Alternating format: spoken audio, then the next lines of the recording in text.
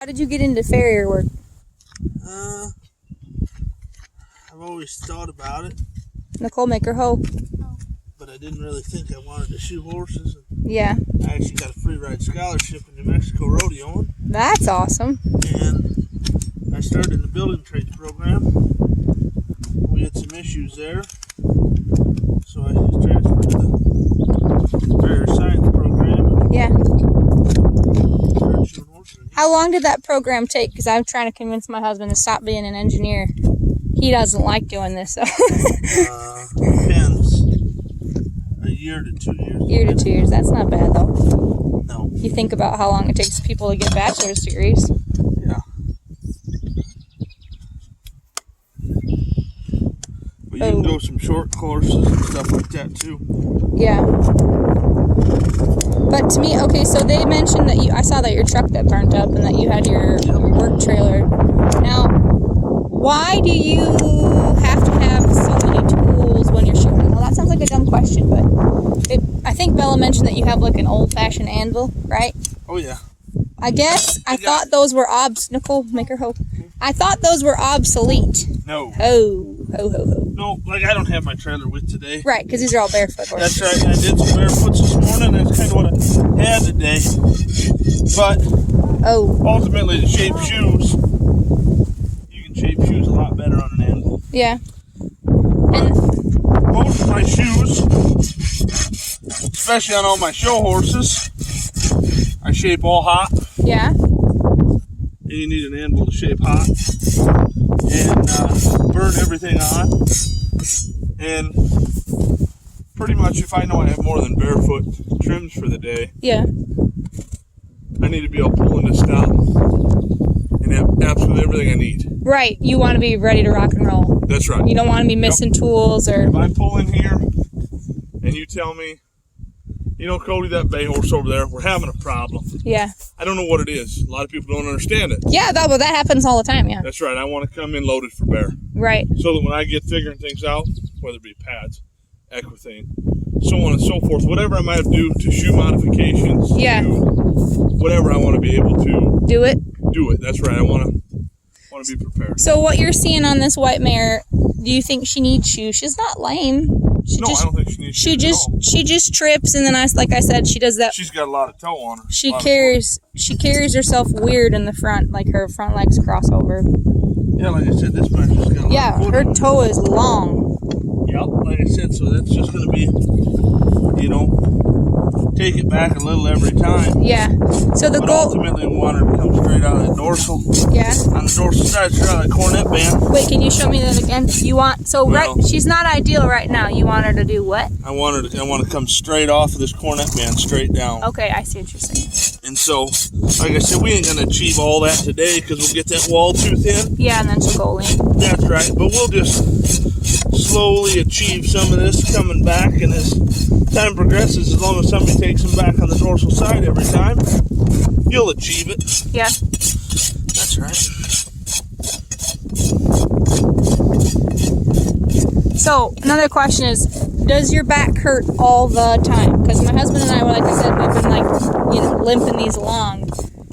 We don't understand how you guys can function at all. How do you not be in excruciating pain?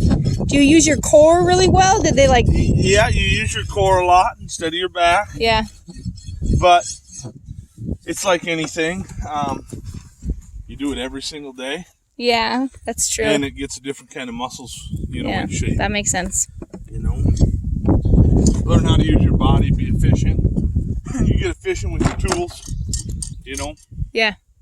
A kid that works for me, once in a while, he hasn't of lately, but he's in the best of shape you've ever seen somebody. This kid is ripped top to bottom. Yeah.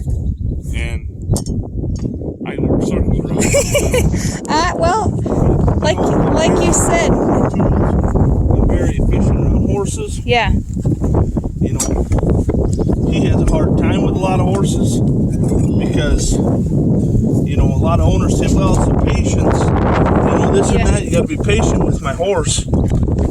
Well, to a point. Yeah, I agree. But them horses need to be patient with him. And unfortunately, a lot of horses are used to somebody probably a little more efficient with their tools. Yeah. And they don't have to be patient. You know what I mean? They Yeah. just kind of, all right, why ain't you done yet? Right. And, you know, so I know he's had a Oh. little trouble. Oh. You know, that way, just because he's not as efficient with his tools. She's my to poop get around one. Thinking about it. You'd look good with a white mullet. Yeah?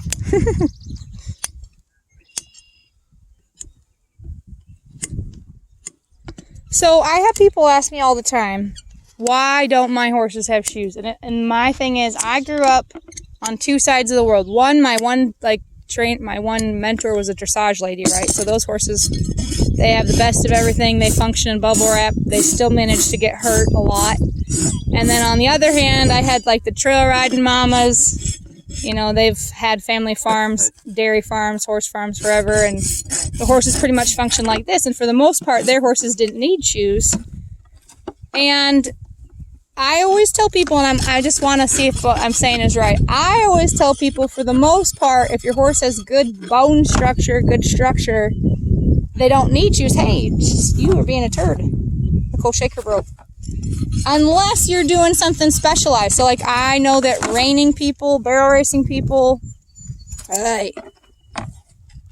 put special shoes on for that. What would be... How often do you... you can whomp her if you need to. How often do horses need shoes versus people want them to have shoes? That's a question I can't answer. All right, that's fair enough. Do horses generally need shoes? Generally speaking, no. Because most horses aren't working that hard. And it's not even the workload. Yeah. Generally, the shoes is more to change mechanics in the foot, whether it be to move the brake over back, so on and so forth. Stuff like that. You know, riding in rougher terrain. Yeah. A lot of the endurance people use shoes. Yes, and it's not so much that. It's putting the miles on that they put on, and it'll wear the feet down, so on and so forth. Yeah. Through the rougher terrain, so on and so forth. And some horses genetically don't have good feet. Yes. But in all reality, too, a lot of horses that I work on a lot, that people that had shoes on, and then they want to take them off, but they're like, well, my horse gets sore if we take them off. Generally, horses do get sore when you pull shoes off. Yeah. For one reason. You know, if I take you and take your boots off and say, walk barefoot. Go walk barefoot, Jessica. Yeah. You're going to get halfway back to the barn, you're going to be stepping on rocks, you're going to say, this is dumb. Yeah, that makes sense. But after a little while, you go watch a bunch of them Amish kids. I mean, I grew up baling hay with a bunch of them on the dairy farm I grew up on. And they'd run around the hayloft barefoot all the time, run around everywhere barefoot. Yeah. They had the cows. So when you pull them shoes, them horses need to build a callus up on the sole, so on and so forth. Yeah, I can't tell you how many times I've heard people say, oh, the farrier made my horse lame or whatever. And it usually does have to do with pulling shoes. And it can. Right, but it can take, farrier work, unless we have x-rays, so on and so forth. You're guessing. It's educated guesswork. Yeah. You know, it really, truly is. But, I had to take my bars out, but this here is what we call this callous sole, this hard sole. Yeah. I can see the tip of my frog. My apex is right there. Yeah. Stuff like that. I know I'm not really any deeper right there. Yeah. Oh. Hey, you're being a turd by your backs.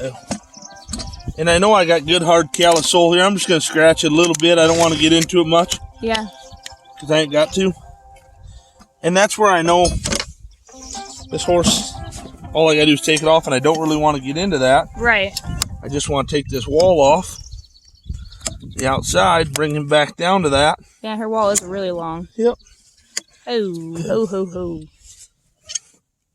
And some people, I've already worked on several horses.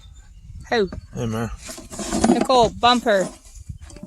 Wow. Worked on several horses that's had a different farrier. And maybe that farrier left too much foot last time. Yeah. Or the time before, or over a long period of time. And I may,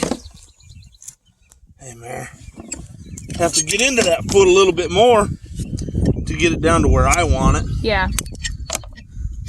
More along the lines of correcting stuff. Yep, that's right. That's right. I see that.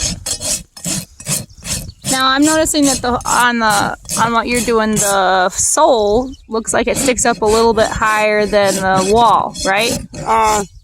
No, it's probably mostly flush just right here. okay. Never mind. It was just the angle I was looking at. So it is flush. It'll be flush, you bet. I'm just I trying. might scratch a little bit of that off, but there's nothing wrong with them horses walking on the sole of their foot slightly. Yeah. You know, we don't want a big change. I'll probably scratch a little bit of that off when we're done. I just rounded this edge off because a rounded edge never breaks as easy as a square, right? Yeah. And I try to get my wall even all the way around. So maybe.